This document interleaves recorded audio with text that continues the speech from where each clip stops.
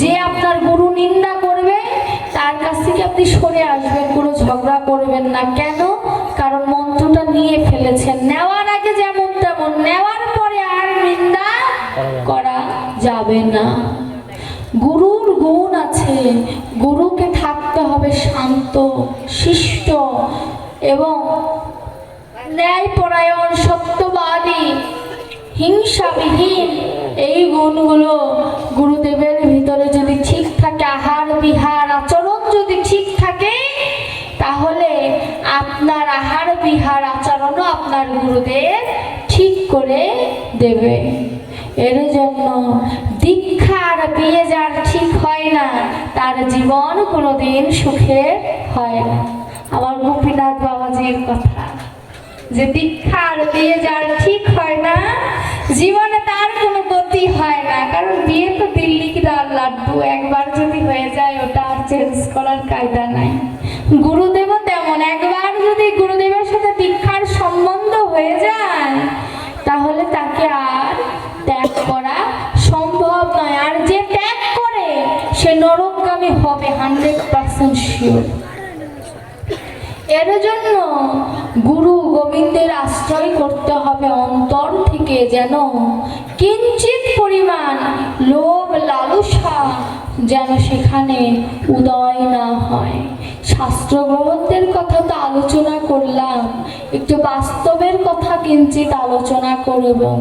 কারণ মনে যদি কষ্ট লাগে বাস্তব কথা শুনে, তাহলে ক্ষমা করবেন। আচ্ছা, দুদিন আগে, গতকালকের আগের দিন, পরশু দিন কি ছিল? আর কি ছিল? গীতা জয়ন্তী। হ্যাঁ, গীতা জয়ন্তী। গীতা জয়ন্তী ছিল, অর্থাৎ গীতার জন্মদিন।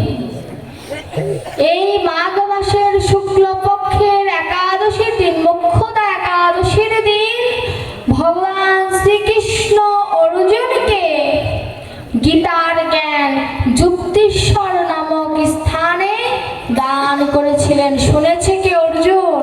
বলেছে কি অর্জুন?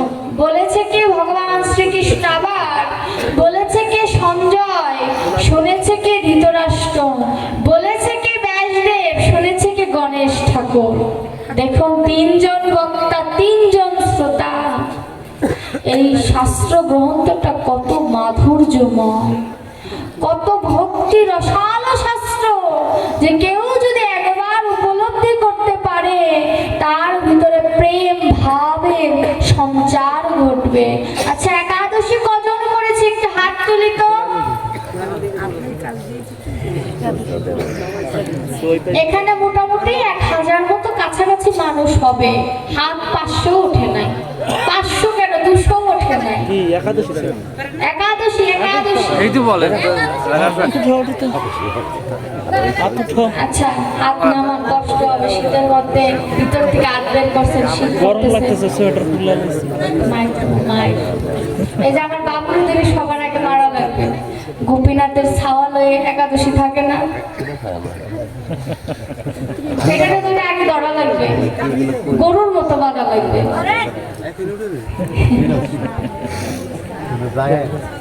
জানি তাই।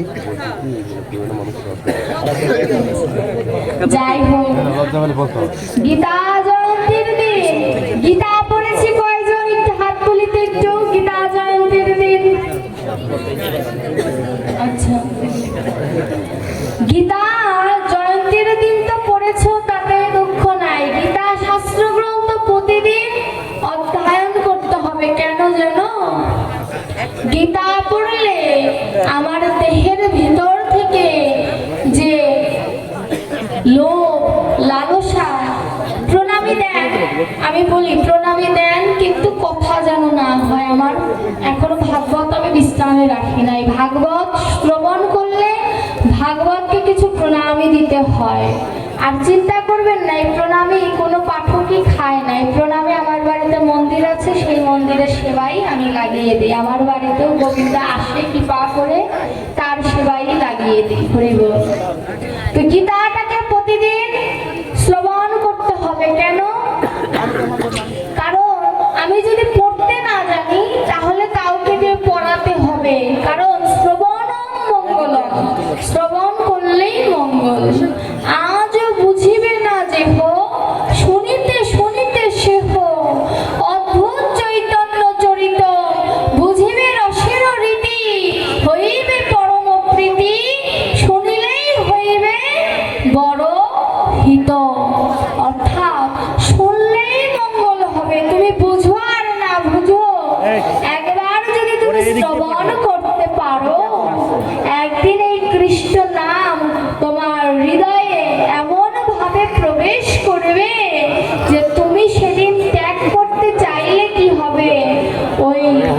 আমার হরিদাসের মতো হবে।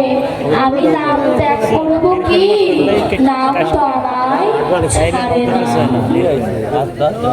গীতা প্রতিদিন অধ্যয়ন করতে হবে। আজ অনেকে এসেছো, আমার বয়সেরও অনেক মেয়ে এসেছে, কিন্তু আমার বয়সের মেয়ের সংখ্যা, আমার বয়সের ছেলের সংখ্যা বেশি হওয়ার কথা ছিল আরো অনেক গুণ। কেন আমাকে আজ এখানে কয়েক রকমের ভক্ত এসেছে, আমি বলি কষ্ট পাবে না তো? কিছু দাদারা দেখতে এসেছে আমাকে, ঠিক? কিছু দাদারা আমাকে দেখতে এসেছে, কিছু ভক্ত শুনতে এসেছে। বাচ্চা বয়সের মেয়ে কি বলবে একটু শুনে আসে, যদি ভুল ধরা যায়। কিছু বাবারা আমাকে ভালোবাসে, তাই দূর থেকে এসেছে। যেমন এই যে এরা আমাকে ভালোবাসে, আমি দুষ্টু তারপরেও ভালোবাসে, এই যে এসেছে দূর থেকে। আবার কিছু মায়েরা এসেছে যে কি এমন কথা শুনেছে যে একেই কমিটির লোক আনলো, অন্য কাউকে আনলো না, একটু দেখে আসি। কয়েক রকমের শ্রোতা থাকে, কিন্তু প্রকৃত ভাগবতের কথা শোনার শ্রোতা এই পুরো আসর জুড়ে 10 জনের বেশি পাওয়া যাবে না। এটাই সত্য কথা। কারণ ওই যে বললাম না, বৈজ্ঞানিকভাবে 40 সেকেন্ড গোবিন্দের দিকে মন থাকে। এই ভজনটা এমনই একটি ভজন বাবা, অভ্যাস করতে করতে একদিন গুরু গোবিন্দের প্রতি ভালোবাসার উদয় হবে। পেছনের মায়েরা যারা কথা বলেছ, আমি কিন্তু দেখেছি। একবার চিন্তা করেছো, যেদিন এই বদন ঠিকই থাকবে, আওয়াজ থাকবে না, সেদিন তোমার কথা শোনার জন্য তোমার পাশের বাড়ির দিদি আসবে তো? সেদিন আসবে, আসবে ঠিকই। কি বলবে? তাড়াতাড়ি বিদায় কর, তাড়াতাড়ি বিদায় করে মরা দেহ বাড়িতে রাখা ভালো না, যাবে না। সন্ধ্যার আগে তাড়াতাড়ি বিদায় কর। যে জায়গা তোমার দেহটা রেখেছিল সেই জায়গাটা গোবর দিয়ে ধুইয়ে দেবে, গঙ্গা জল ছিটাবে। কেন? এটা জীবকে শিক্ষা দেয়, যতক্ষণ গোবিন্দ তোমার ভিতরে আছে ততক্ষণ তুমি পবিত্র। আর যখন গোবিন্দ তোমার দেহ থেকে বের হয়ে যাবে, তখন তোমার থেকে অপবিত্র আর কিছু নাই। সুতরাং নিজের দেহটাকে নয়, নিজের দেহের ভেতরে যে বস্তুটা আছে, যে প্রেম ধনের মূর্তি আমার গোবিন্দ আছে, সেই গোবিন্দকে ভালোবাসার চেষ্টা করো। আজ তুমি তোমার সন্তানের হাতে যদি গীতা গ্রন্থ তুলে দাও, এই সন্তান একদিন তোমার ভারও বহন করতে পারবে। আজ তুমি তোমার সন্তানকে ইঞ্জিনিয়ার ব্যারিস্টার বানালে, কিন্তু তোমার জায়গা যদি বৃদ্ধাশ্রম হয়, তার থেকে তোমার কাঙাল সন্তান ভালো নয় কি? হ্যাঁ, বৃদ্ধাশ্রমে ঠিক, বৃদ্ধাশ্রমে যারা রয়েছে প্রত্যেকের ছেলে মেয়েরা ব্যারিস্টার, ইঞ্জিনিয়ার, ডাক্তার এমন। কারণ বৃদ্ধাশ্রমেও টাকা দিতে হয়, টাকা ছাড়া বাবা মাকে কেউ পালে না ওখানে বৃদ্ধাশ্রমে। কিন্তু যারা দরিদ্র, যারা দিন এনে দিন খায়, কোনোদিন শুনেছেন যে মাকে কারোর কাছে দিয়ে দিয়েছে বা বৃদ্ধাশ্রমে দিয়েছে? দুটো থাল এক জায়গা থাকলে একটু টুকাটুকি লাগবে, এটাই সংসারের নিয়ম। কিন্তু তাই বলে কিন্তু কোনো সন্তান মা বাবাকে ত্যাগ করে না। এর জন্য সন্তানকে শিক্ষিত বানানোর আগে সন্তানকে আগে মানুষ তৈরি করো, তারপরে শিক্ষিত বানানোর চিন্তা ভাবনা ভেতরে এনো। শিক্ষিত হয়ে লাভ কি? সনাতন গোস্বামী কত স্বর্ণ মুদ্রার অহংকার ত্যাগ করে, রাজ্য বৈভব ত্যাগ করে পথের কাঙাল হয়ে গিয়েছেন। কেন? কারণ ভক্তের চরণ ধুলির থেকে কোনো সম্পদের মূল্য বেশি হতে পারে না। আজ তুমি টাকা পয়সার মালিক, কিন্তু ভগবান যদি তোমার বিদ্বেষী হয়ে যায়, তাহলে ওই সম্পদ শেষ হয়ে যেতে এক নিমেষ সময়ও লাগবে না। এর জন্য সন্তানকে গীতার আদর্শে বড় করো। গীতার ভারটা যদি কোনো সন্তান বহন করতে পারে, একদিন বাবা মায়ের ভারটা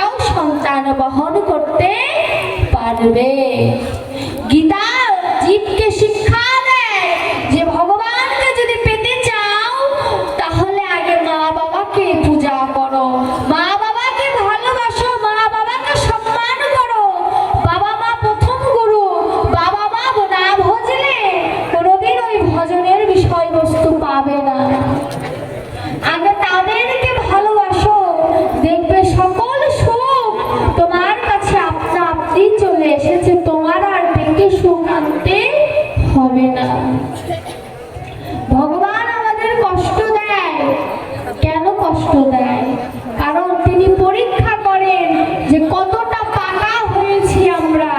কারণ দেখবেন স্বর্ণ যখন আমরা দোকানে কিনতে চাই, হরি বল, স্বর্ণ যখন আমরা দোকানে কিনতে চাই তখন কি আমরা কতটুকু খাদ আছে, কতটুকু সোনা আছে এটার একটা স্লিপ বের করি, কি প্রমাণ স্বরূপ, প্রমাণ স্বরূপ কতটুকু খাদ আছে, কতটুকু সোনা আছে স্লিপ সহ বের করি। তদ্রূপ শাস্ত্র গ্রন্থ আমি যে অধ্যয়ন করেছি কতটুকু উপলব্ধি করতে পেরেছি এটা পরীক্ষা করে আমার গোবিন্দ। এই পরীক্ষা করার কারণে ভগবান তার ভক্তকে কষ্ট দেয়, কিন্তু ভক্তকে কষ্ট দিয়ে ভগবান সুখে থাকতে পারে না। আমরা ভাবি যখন ভগবান আমাকে কাঁদায় তখন হয়তো ভগবান সুখে থাকে, কিন্তু শাস্ত্র বলছে যে ভগবান যখন ভক্তকে কষ্ট দেয় ভগবান তখন ভক্তের জন্য দ্বিগুণ কাঁদে। কেন? কখনোই ভক্তের সাথে আমার মধুর মিলন হবে সেই চিন্তায় ভগবান সর্বদা তার মনকে নিয়োজিত করে রাখে। হরি বল।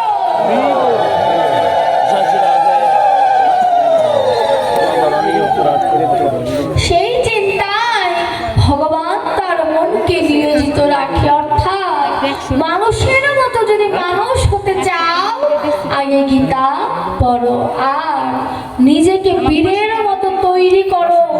ওই রাস্তার কুকুরকে দেখবেন যদি আপনি লাঠি দিয়ে তাড়া করেন কুকুর ভয় পেয়ে চলে যায়, সেই কুকুরের মতো দশা যেন আমাদের সনাতনীদের না হয়। আমরা ভাষা পানার মতো না, অন্য দেশ থেকে ভেসে আসি নাই, আমরা এই দেশের নাগরিক। সুতরাং আমরা ওই ভাষা পানার মতো ভেসে ভেসে আসি নাই, তাই আমাদের অধিকার আমাদের বুঝে নিতে হবে। আমরা সনাতনী, আমরা যেন যুদ্ধের যদি আহ্বান ডাকে গোপীনাথ বাবা যে আমরা যেতে পারবো না, জোরে পারবো না, হরি বলে এই কথাটা যেন আমাদের ভিতরে থাকে যে মরলে বীরের মতো বাঁচবো, মরলে বীরের মতো মরবো এবং বাঁচলে বীরের মতো বাঁচবো। আমাদের মন প্রাণটা যেন সনাতনের প্রতি নিয়োজিত থাকে। দেখবেন সনাতন ধর্মের জন্য যদি কেউ তার প্রাণটাকে ত্যাগ করে তার ভগবান পাপ পুণ্য বিচার করে না, সরাসরি তাকে বৈকুণ্ঠ ধাম নিয়ে যায়। তাই আমরা ধর্মের জন্য প্রাণ ত্যাগ করতেও দ্বিধাবোধ করব না, যেন গোবিন্দ আমাদের হৃদয়ে অবস্থান করে সেইভাবে নিজেদের তৈরি করব। আমাদের ভিতরে যেন এই প্রেরণাটা থাকে। গোপীনাথ বাবাজি এবং আরো পার্শ্বদগণ যারা সনাতন ধর্মের জন্য করেছেন সকলের প্রেরণা যেন আমাদের হৃদয়ে থাকে, তাদের দেখানো পথে যেন আমরা সবাই হাঁটতে পারি। মৃত্যুর সময়ে যমের ভয়ে সবাই গোবিন্দকে ডাকে, কিন্তু যুবক যুবতীর ভিতরে যদি কৃষ্ণ নামের উদয় করতে হয় তবে মা বাবাদের ধর্মের প্রতি অগ্রসর হওয়া প্রয়োজন। ওই যে বলে না আগের লাউ যেভাবে যায় পিছের লাউ সেভাবেই যায়। আপনি যদি গীতা পড়েন আপনার সন্তানও গীতা পড়বে, আর আপনি যদি ডিস্কে যান আপনার সন্তানও ডিস্কেই যাবে। এটাই হচ্ছে ভজন, এটাই সাধন। এর জন্য ভজন করতে গেলে বাবা মাদের আগে অগ্রসর হতে হবে ভজনের প্রতি। এ কথা বলা যাবে না সন্তানদের পুজো পার্বণ করে কি করবি, বড় হ তারপরে কর। আমরা এই কথাটা বলি, এখনো বয়স হয় নাই, ভজন করার বয়স হয় নাই।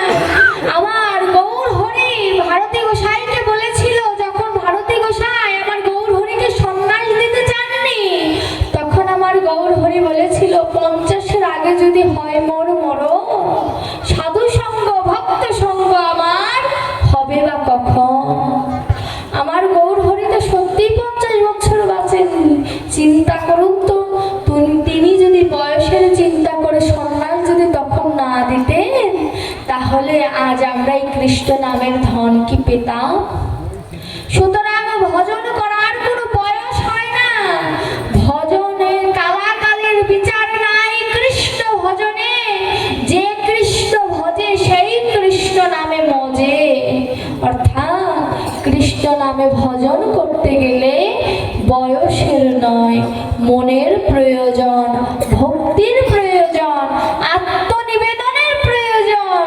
এবং হে গোবিন্দ, তুমি ছাড়া আমার কেউ নেই, এই নিবেদনটা আমার গোবিন্দের চরণে যখন কোনো ভক্ত করতে পারে, তখন সেই ভক্তের ভিতরের মনোবাসনা পূর্ণ হয়। হরি বল। ভাগবত বিশ্রামে রাখার পূর্বে, আজকে কি ভাগবত শেষ? শেষ। আগামীকালকে থেকে নাম কীর্তন, না? সকাল থেকে তো ভাগবত বিশ্রাম। ভাগবত তো কোনোদিন শেষ হয় না, বিশ্রাম। আর হয় কি না হয় আপনাদের এই মধুর বদনগুলো দর্শন। আমরা গোবিন্দের কাছে একটু কমিটির বাবাদের পক্ষ থেকে একটু বাহু তুলে একটু গোবিন্দের চরণে নিবেদন করবো। একটু সবাই হাত তুলি। জয় শ্রী কৃষ্ণ চৈতন্য। হে গোবিন্দ, তোমার